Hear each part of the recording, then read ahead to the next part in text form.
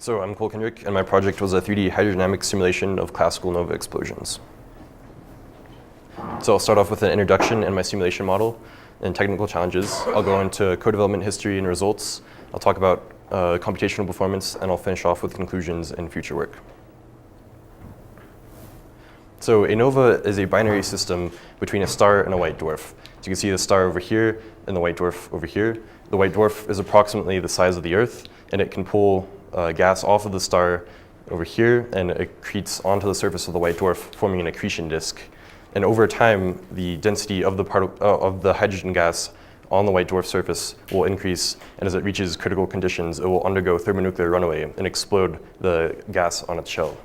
Can you give us some scale? How far apart are these centers? So this is, for the nova I'm modeling, it's about 6.5 solar radiuses, and so that's about 6.5 times the total size of our sun. And I mean, it varies. There's many different types of nova. A different type of nova is one where the companion star is a red giant and the white dwarf is very far away, and I think a couple AU away, astronomical units. And so there's very different systems. However, the binary system that I'm focusing on is a very close recurrent binary system. And so simulating nova are important because they can lead to a type 1a supernova. So the white dwarf can eventually build up mass over time and then implode, approach the Chandrasekhar limit and go as a type 1a supernova. And those can be used to measure distances in our universe as a standard candle. However, nova themselves can also be used as a standard candle. However, they are not as bright as a supernova. Nova are also important to understand for stellar evolution and for understanding unusual light curves. So there are some technical challenges with doing this project. And the main one is that there's a large difference between the density of hydrogen gas on the star and on the white dwarf surface. And so this means that there's a large particle count required on the white dwarf surface in order to reach explosion conditions. And so this is around 1 million on the white dwarf surface itself. And so the particle density on the star will always decrease no matter how many particles are run in the simulation. And this is because the white dwarf will pull the particles off of the star and the particle density will decrease. And so many professional simulations do not simulate the accretion phase. And so the goal of this project was to simulate the full life cycle of a nova. So I was really wanting to simulate the accretion phase. The first known simulation of accretion was done by Walder, Filoni, and Short back in 2008. And however, it is only for a limited amount of time. And so I developed, to overcome these challenges, I developed a new particle recycling and blocking method to simulate accretion and the full life cycle of a nova. And so another technical challenge is that there's a large difference in time scale. So the accretion phase takes years, whereas the explosion phase takes hours to days. So from the above mentioned technical challenges, this problem becomes very calculation intensive with the amount of time scale it takes for the accretion phase. So I overcame this by using parallelization such as MPI and OpenCL. Are you saying these professional simulations, they know they don't simulate accretion? So what the professional simulations do is they take the accretion rate as an input parameter.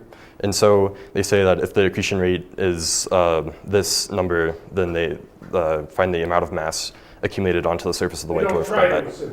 No, they don't. Oh. So this is my simulation model here. So since it is unrealistic to model individual atoms of hydrogen gas, each particle here represents a volume of hydrogen gas. And so I'm focused on simulating just a shell of the star, so I'm not simulating the full entire star. And so the core here is being modeled by using a repulsive force to keep the particles in this outside edge of the star here. So each particle will compute, the gravitational force gets computed for each particle to the core and to the white dwarf over here. And so since it is a binary system, I'm using a rotating frame about the center of mass here, and the centrifugal forces pull the particles outwards on the shell over here, and the Coriolis force causes this bending effect to spiral in for the accretion disk. So these are the equations used to compute the forces on the particles. So this is basically what I just talked about. So the total force acting upon the particles is the force due to gravity, the centrifugal force, the Coriolis force, and I also include a friction and Langevin force. And this is, the Langevin force gives particles a random kick, velocity kick to kind of spread out the shell and to form a stable shell. So this is modeling back pressure from the core itself, and the friction is used to model viscosity of the gas. I'm not including particle-particle interactions or collisions in this model. So I'm using the velocity delay method to solve Newton's laws of motion. And so can be seen up here. And so initially the acceleration gets computed, and then inside a loop here, the x positions, or the positions of the particles, are updated using half of the old acceleration. The velocities are updated using half of the old acceleration. And then the new accelerations are computed, and the velocities updated with half of the new accelerations. So I looked into other methods such as the predictor corrector. However, this requires 2 acceleration updates, which requires basically twice the amount of time to compute this. So I chose the velocity delay method because it was twice as fast. Particle-particle interactions are ignored throughout the simulation, and so this is because the large scale of the system, the particles, don't really have much of an effect due to gravity on each other. So as I mentioned earlier, the star and the white dwarf core both have repulsive forces, and so I use the Windland weight function, which can be seen over here. So this is a nice function that falls off to 0. And so also the friction and management forces are used to stabilize the gas shell. And the white dwarf gravitational force is slowly turned on over the course of several days in order to avoid a shock to the simulation. So I started off making just a 2-particle binary system at the very beginning of this project. So that was just the star and the white dwarf orbiting each other. And then I went to moving a stable, or a shell of particles around the sun, or the star, in order to model the shell. And so I started off using an exponential wall for that function. However, I later changed that. I added the white dwarf to the model, and after this, I soon realized that I would need to parallelize the program because it was running really slow. So I went to MPI, which is Message Patching Interface, and I'll talk about this more later on. Also, soon after that, I created an OpenCL version to additionally speed up the program much more. And then I changed the wall functions to a Windland weight because the exponential function did not fall off to 0, and I wanted the force of particles field to go to 0. So I used the Windland weight, and it was also faster to evaluate on the graphics card. So I added friction, Langevin, the Coriolis, and centrifugal forces to the model, which is basically adding the rotating frame in that aspect. And so I was running the simulation at this point, and I realized that I could never achieve a nova explosion. And so I developed the particle recycling method and the blocking method in order to do this. And I'll talk about this in more detail later on. And throughout the course of the project, I've been developing a post-processing program to read in the data files and export them for viewing in pair view. So I use Mercurial and Bitbucket for revision, and I don't expect you to read this, but each line here represents a code change over time. So this is just a screenshot of Bitbucket here. So this is a kernel flowchart. So this kind of represents what's going on during the simulation at each time step. And so the host code will call the kernel throughout each time step, and the kernel is being executed on the graphics card. And so the graphics card can have hundreds or even thousands of cores. And so this kernel is being executed on all the cores of the graphics card simultaneously. And so each kernel will essentially update the forces that one particle feels per call. And so the kernel will read in the variables from global memory into local memory, which is a much faster memory space to handle the calculations. It'll then loop over the number of blocks, which is basically if you have 1 million particles, you can't fit that on the graphics card. So you have to group those into small blocks. And then first update of velocity delay gets performed, and then the accelerations and all the forces being acted upon the particle are computed. And then the second half of the velocity delay is updated, and the variables are written back out to global memory so that the CPU can pull the data off of the graphics card. And so the host code will also perform the particle recycling and blocking methods. And so I'll talk about those more in detail. And so the host code will also write all the data to the file that the post-processing program can later read in. And so for this project, I primarily used the 2 NVIDIA GTX 580s. However, I also compared to the 7970 AMDs to compare my simulation against the different architecture. So this is the particle recycling method, and this is what allowed me to do nova explosions because of the large amount of particles required. And so the particles are initialized around the star, as you can see here, and they get pulled over by the white dwarf. And when they get near the white dwarf, they basically stick onto the surface. And so that can be seen here by the green particles around the white dwarf. And so the program will keep track of the particles that are stuck onto the white dwarf. And if this count is greater than 1,000, one particle mass will get scaled by 1,000, and the other 999 will be reinitialized around the star over here. So this is essentially a way of reusing the particles in order to maintain a stable density, particle density on the star, and the effective white dwarf mass the effective particle mass on the white dwarf surface remains the same. And so with the particle recycling method, only about 500 particles are needed to reach nova explosions. And so the conditions for that is the density of the gas on the surface of the white dwarf has to be 1 kilogram per cubic centimeter, and the temperature has to be 20 million Kelvin, and it will undergo the thermonuclear runaway. So without the particle recycling method, about 500,000 particles are needed on the surface of the white dwarf, and of course the particle density on the star will always decrease as well. So the particle recycling method allowed me to overcome these challenges here. So the blocking method also allowed me to maintain a stable density on the star. And so there's initial activated block here by the program. And so there's a limit of how many particles at a minimum must be on the star shell. And so since the white dwarf is pulling particles off and it's forming the accretion disk, particles are being lost on the star shell.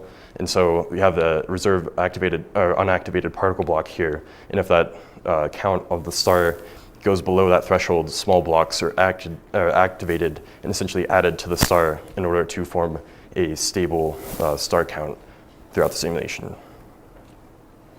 So as you can see here, I'm comparing without particle recycling to with particle recycling. And so this green curve here represents the particle count on the star itself. And so you can see that without particle recycling, the star count drops very quickly, and there's no many particles on the star after a certain time. And so that basically halts the simulation because the white dwarf reaches a stable point and cannot pull off more particles. So the accretion rate drops. Whereas with particle recycling, the particle count on the star remains constant, and I'm able to achieve nova explosions, which are these spikes down here. The amount of particles stuck on the white dwarf is much smaller. However, that represents a larger volume of particles because of the mass scaling. So this shows the accretion rate versus time. So the accretion rate is a measure of mass collected on the surface per year. And so here, without particle recycling, the accretion spikes, and this is due to the white dwarf pulling off all the particles on the star shell. However, it runs out of particles, so the accretion rate drops over time. Whereas with the particle recycling, the accretion rate continues to increase and then reaches a stable plateau here, and the spikes can be seen as nova explosions. So this shows that my model with the particle recycling and blocking method can achieve multiple nova explosions throughout the course of one simulation, rather than the accretion rate falling off and becoming unstable and never reaching a nova explosion. So for this project, I primarily focused on modeling the nova U-Scorpii. And so this has about a 10-year explosion period on average. And so it's very famous for its very fast explosion period. And so I'm primarily focused on modeling the 2010 outburst. So these are the outbursts previously in time. And so the white dwarf has about 1.3 solar masses, so it's a little bit bigger than our sun. And the companion star is a little bit smaller than our sun at 0.88 solar masses. And their orbital period is about 1.26 days between the two, and they have about a 6.5 solar radius separation distance between the two. So this is my simulation before explosion. So this is with 1 million particles. And so the blue particles here, this can be seen as the star shell. And then the particle transfer stream is moving towards the white dwarf, which you can see is this red region here. And so the particles are being pulled over to the white dwarf, and this is about 10 years of simulation time right before the explosion. So this is 100 seconds after the explosion. So the exploded gas shell is expanding very rapidly throughout the system, and it's gonna start hitting all this material out here.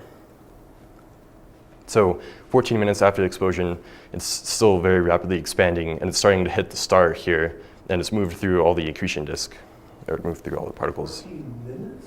Yes. Yeah, each particle in the exploded shell has an average velocity of about 5,000 kilometers per second. So it's expanding very rapidly. And after 22 minutes, it's basically moved through the whole entire star. And so the star, it caused this flat edge to form here in on the exploding shell, and a reflective wave to form also back here. And this is due to the particles hitting the star. And so that's why the hole is basically punctured by the star. So I have some movies of my simulation to show you. Of course you better. We better turn off the lights. Okay. That's better. Okay. So this is a movie here. So the particles are colored by velocity. So this is zoomed in. So this white ball here is the white dwarf. And so particles are being pulled in, and they're being circled, or kind of wrapped around the white dwarf and collecting onto the surface. And so this is the Coriolis force, or the Coriolis effect here, and this is due to the fast rotation of the system. So the particles are moving in and they're being swirled around the white dwarf. So here is a movie of the explosion.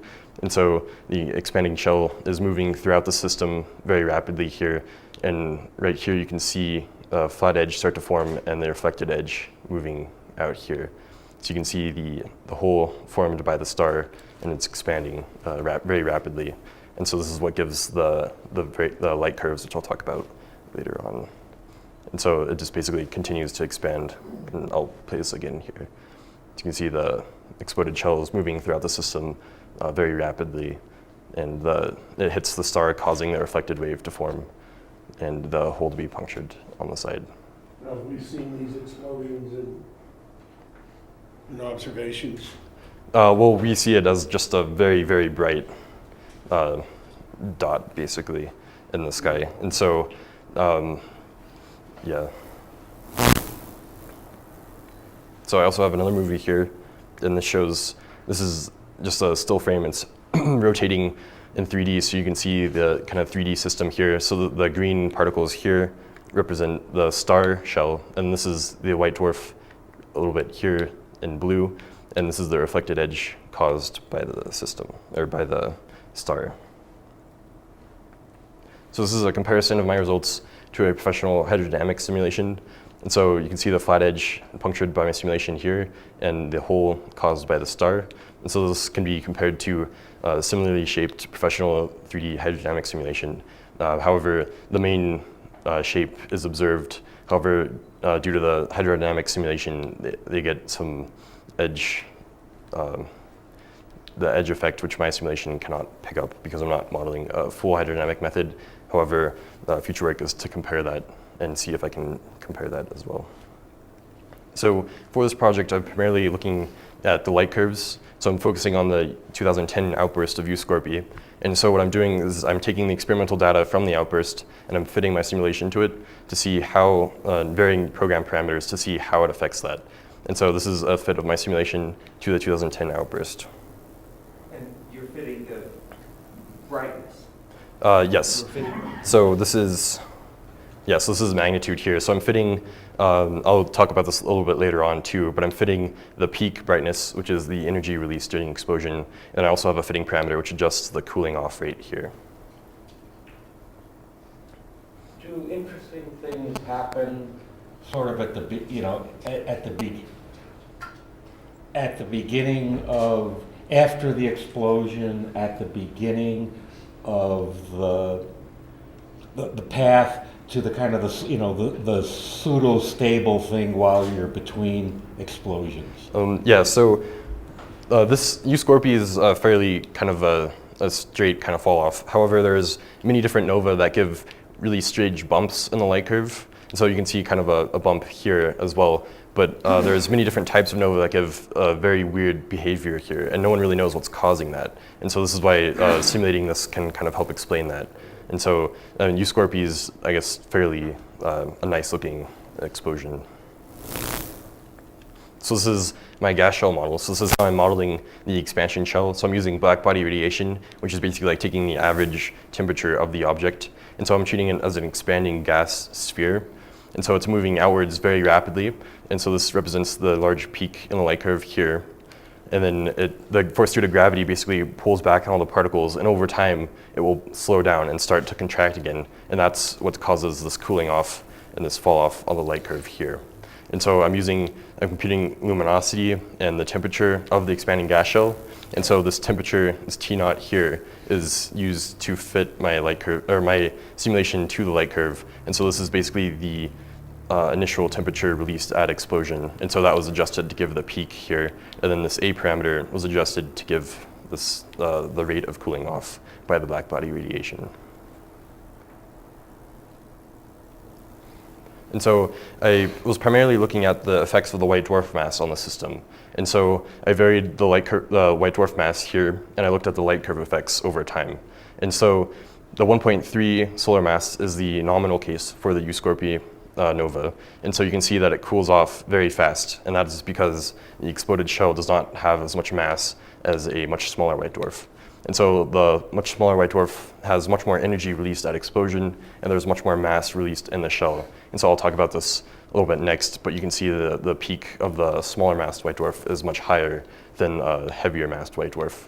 And so the shape of this can be compared to a professional model over here, and the general assumptions are basically the same. So this is basically what I just talked about here. So we have comparing a small white dwarf mass versus a large white dwarf mass. And so the shell thickness here is about 428 kilometers, and versus a large white dwarf mass, which has only 5 kilometers of shell thickness. And so this means that due to the large volume of the gas shell, more particles have to fill that region in order to reach the same density, which is 1 kilogram per cubic centimeter. And so the particles have to fill up, and it takes much longer to explode because of simply the large amount of volume it takes. Also, since the white dwarf is smaller, it has a weaker gravitational force, so the particles are being pulled over much slower. Whereas a large white dwarf mass, the gravitational force is much stronger, so it's pulling it over much faster, and the gas shell thickness is only about 5 kilometers, so there's not much mass required to reach the same density. So I looked at the white dwarf mass versus the explosion period in years, and so this is 1.3 is about the nominal case for Euskorpy, so it explodes about 10 years. However, including white dwarf mass about 1.4, the explosion period rapidly decreases to about 1 year, whereas with a 0.5 solar mass white dwarf, the explosion period goes to basically about 100,000 years. And so this really illustrates the difference in the shell volumes and the gravitational force, which affects the accretion rate here. So my simulation results are here, and compared to a 1D professional simulation, which is plotted in red here, as you can see that my much simpler model is able to capture the same kind of data as a professional hydrodynamic simulation. So this is showing the different mass light curve, or white dwarf, and this is plotting the temperature over the gas density here. So with 1 kilogram per cubic centimeter, this is when ignition occurs, and with 20 million Kelvin here. And so in this region is when the thermonuclear ignition basically occurs. And so you can see how different massed white dwarfs will reach that limit here. So the temperature on the surface is computed from this equation here, which is using the mass accretion rate, which I'm computing, and where many professional simulations take this as an input parameter here. And then the density is simply just mass over volume, so that's computed by the number of particles that have been stuck to the shell over the volume of the shell. So parallelization was really needed for this project, and so I looked at MPI, which is message passing interface, and that allows the use of multiple cores on a CPU to share the problem in a sense. And so it's parallelized by splitting up the total particle count over the number of cores. So this is simply taking, like, if you have 1,000 particles and you have 4 cores, that's going to be blocks of 256 shared among the processors. So this is a simple for loop here to illustrate that each processor kind of blocks up their group. And so an advantage to OpenCL, or MPI, sorry, is that you have lots of memory per core. So many desktop computers these days have like 16 gigabytes of RAM, and so the memory requirements, you're not really constrained by the memory. And a downside is that data has to be sent and received to all the cores if the other cores need the variables that other cores are working on. So you have to synchronize all the cores. So I primarily looked at OpenCL too, and OpenCL is running on the GPU, which is the graphics card of a computer, and those can have about hundreds and even thousands of cores on it. And so the kernel is basically a short block which is executed on each core of the graphics card simultaneously.